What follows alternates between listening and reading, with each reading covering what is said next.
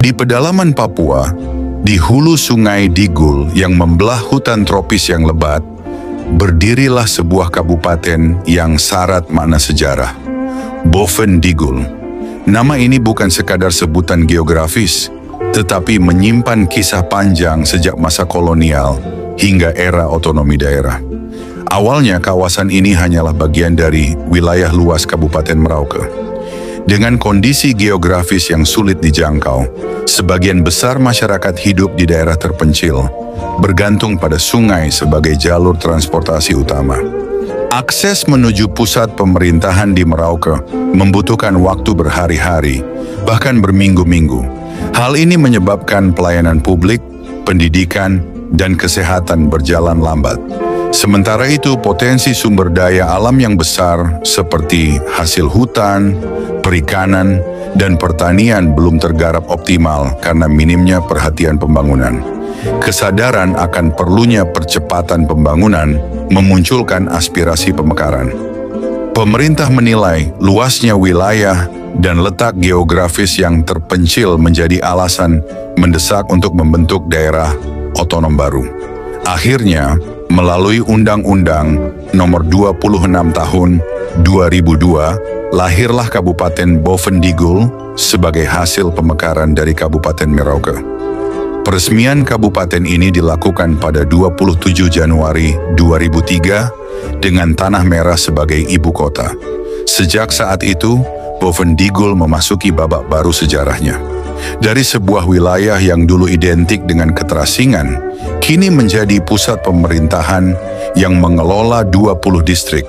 Pembangunan mulai bergerak, jalan-jalan dibuka, fasilitas pendidikan dan kesehatan diperluas, serta ekonomi masyarakat perlahan bangkit. Namun Boven Digul tidak pernah lepas dari identitas sejarahnya. Tempat ini pernah menjadi lokasi pengasingan para pejuang bangsa pada masa kolonial Belanda. Nama-nama besar seperti Muhammad Hatta, Sultan Syahrir, dan tokoh pergerakan lainnya dari unsur Partai Komunis Indonesia pernah merasakan kerasnya hidup di tanah ini. Boven Digul dengan jumlah penduduk sekitar 71.997 jiwa pada akhir 2024, kini berdiri bukan hanya sebagai daerah administratif, tetapi juga sebagai simbol perjuangan dan harapan. Sebuah wilayah yang dulunya terasing, kini menjadi bagian penting dari Provinsi Papua Selatan, membawa semangat untuk membangun dari pinggiran menuju masa depan yang lebih baik. Jika menoleh ke belakang, jauh sebelum menjadi sebuah kabupaten di Papua Selatan, wilayah Boven Digul menyimpan sejarah kelam perjuangan bangsa. Disinilah, di tengah belantara rimba dan rawa yang nyaris tak tersentuh peradaban, Belanda membangun sebuah tempat pengasingan bagi mereka yang dianggap berbahaya, para pejuang pergerakan nasional. Di antara para buangan itu, banyak yang merupakan tokoh-tokoh perintis kemerdekaan, termasuk mereka yang terlibat dalam gerakan kiri dan Partai Komunis Indonesia, PKI, yang berani menentang kekuasaan kolonial.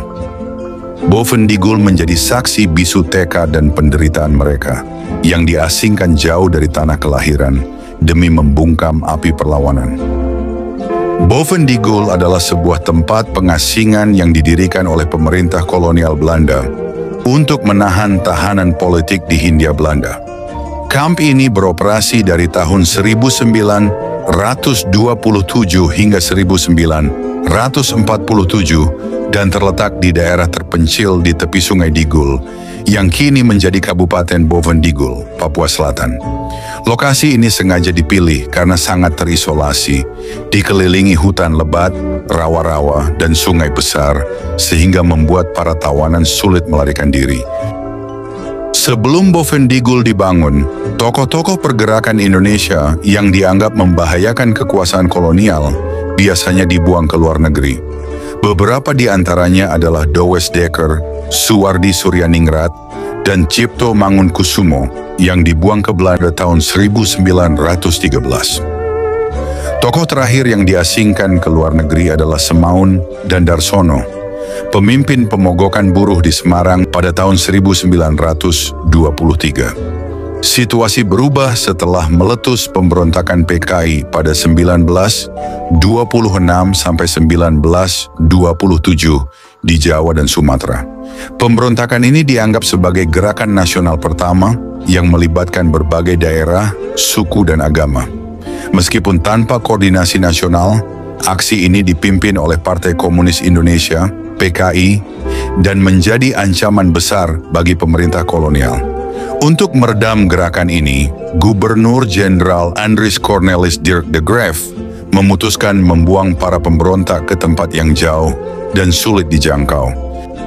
Kamp Boven Digul, Papua mulai dibangun pada awal tahun 1927 atas perintah Kapten Laurens Theodorus Theo Becking, seorang perwira tentara kerajaan Hindia Belanda. Becking merupakan tokoh kunci dalam penindakan pemberontakan PKI pada tahun 1926 di Jawa dan Sumatera. Ia merencanakan sekaligus mengawasi pembangunan kamp konsentrasi tersebut di pedalaman Nugini.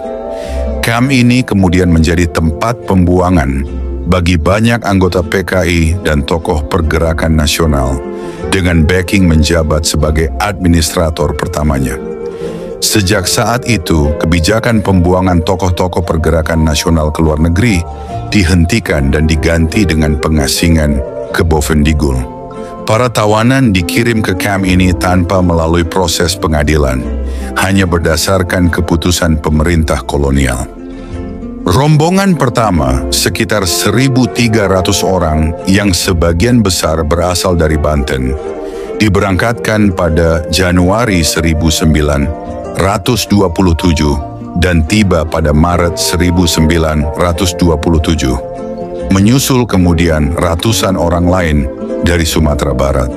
Mereka ditempatkan di Tanah Merah, pusat administrasi kamp, sebelum sebagian dipindahkan ke Tanah Tinggi, sebuah lokasi lebih terpencil yang diperuntukkan bagi tawanan yang dianggap sulit diatur.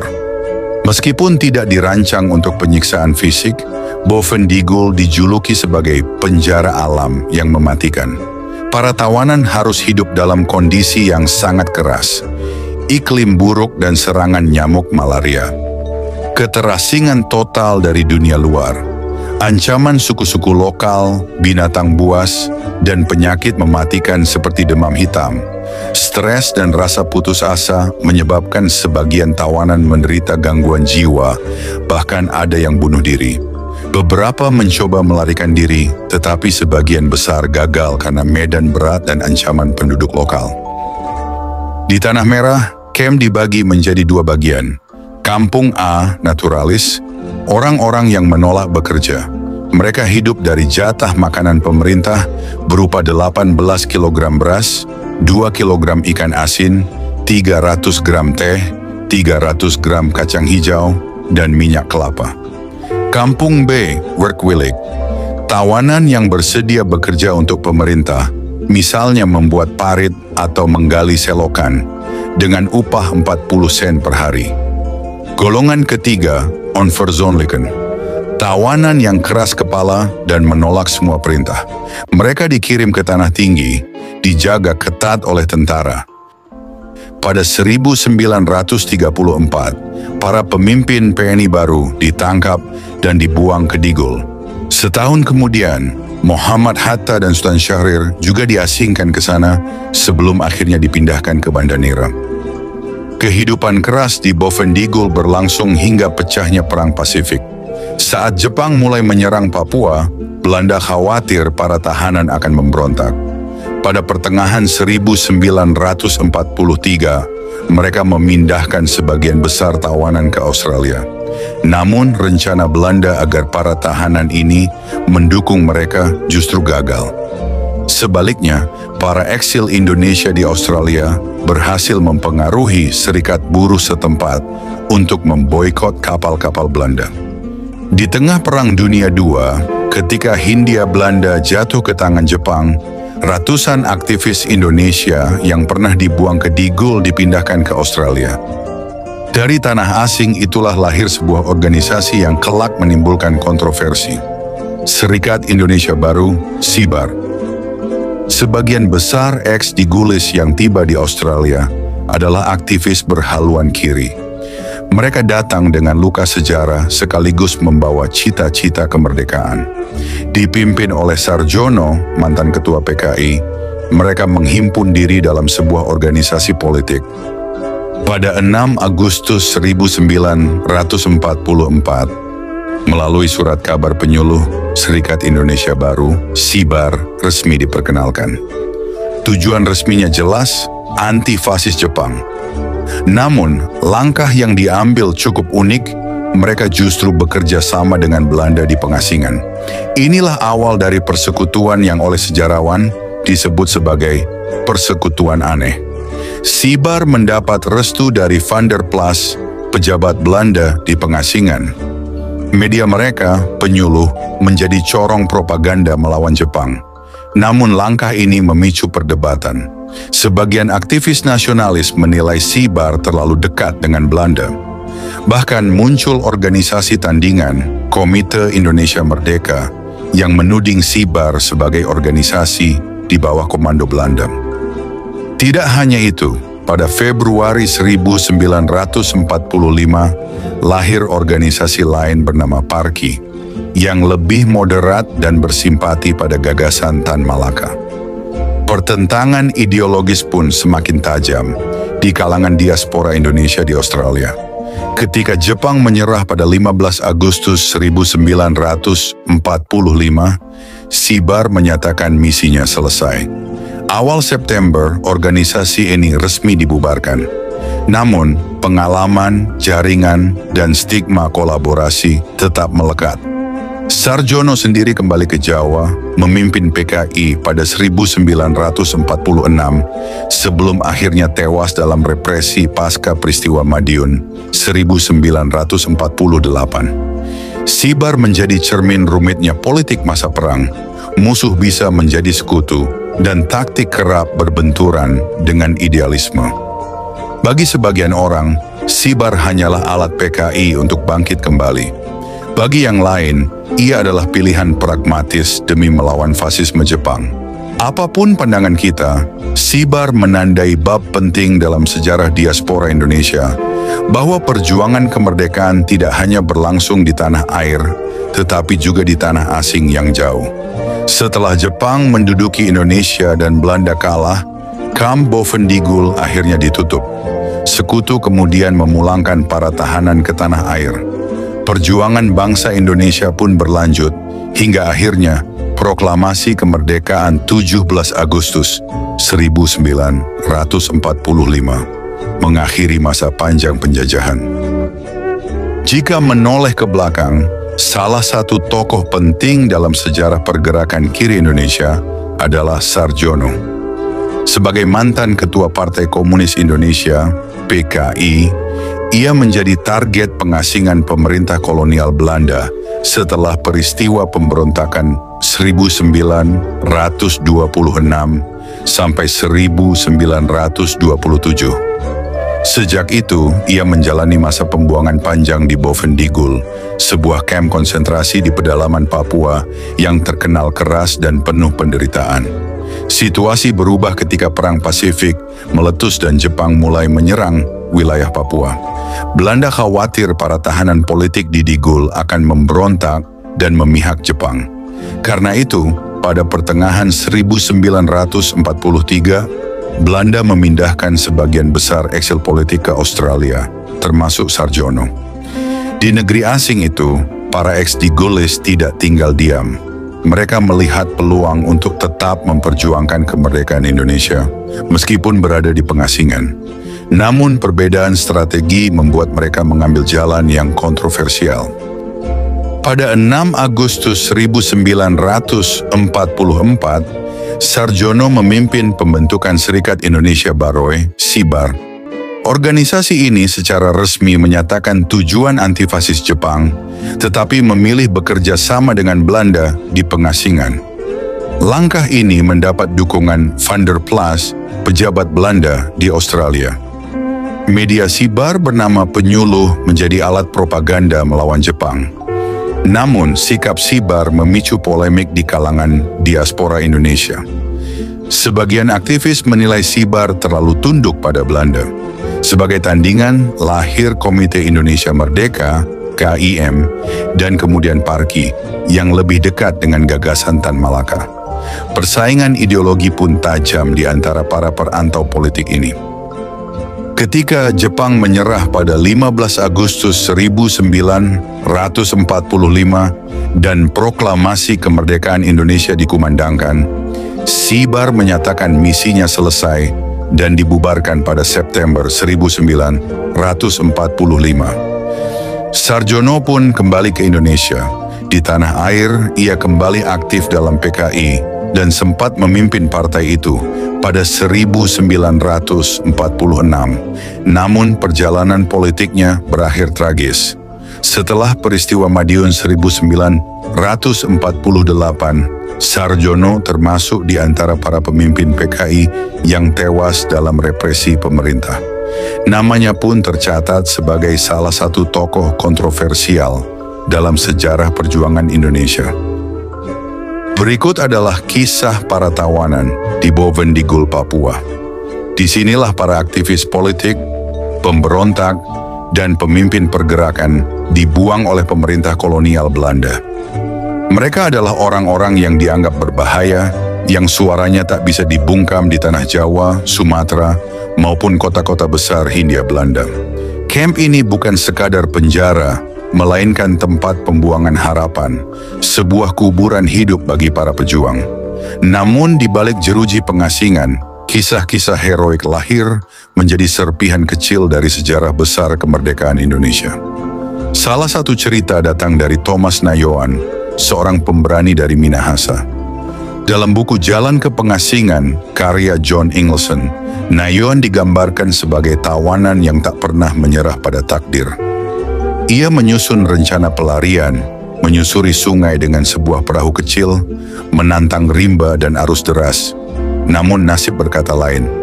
Pelariannya justru membawanya ke Australia, tanah yang ia kira merdeka, namun ternyata terikat perjanjian ekstradisi dengan Belanda. Nayoan pun digelandang kembali ke Digul.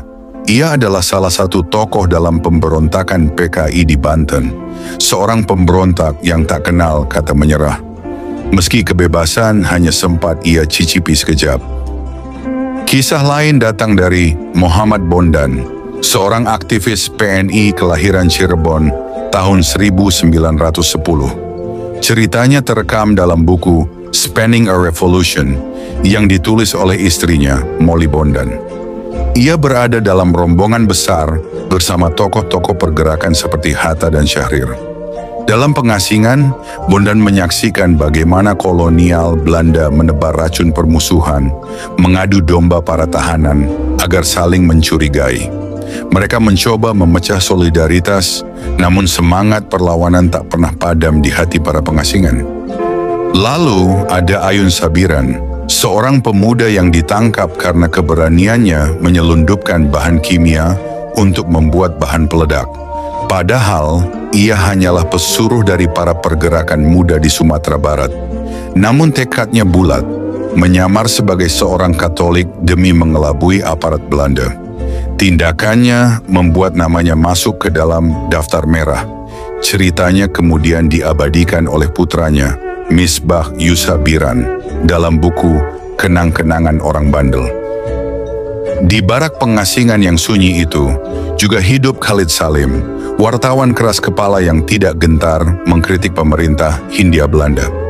Tulisan-tulisannya yang tajam membuatnya berulang kali dipenjara hingga akhirnya ia dibuang ke Digul.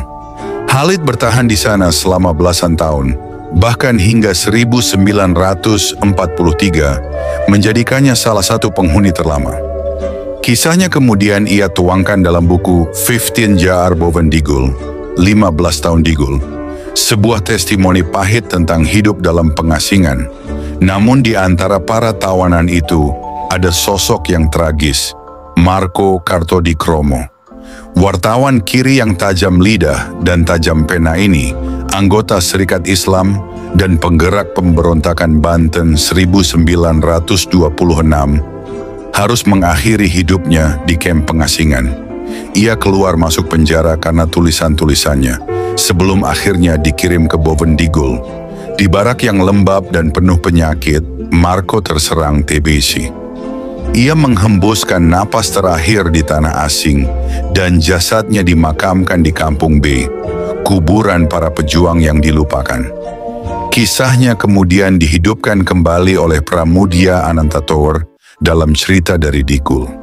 Bovendigul bukan hanya kamp pengasingan, ia adalah neraka hijau, tempat para pemberani diuji oleh kesunyian, penyakit, dan pengkhianatan. Namun dari sanalah lahir kisah-kisah yang kelak menjadi bagian tak terpisahkan dari sejarah Indonesia merdeka.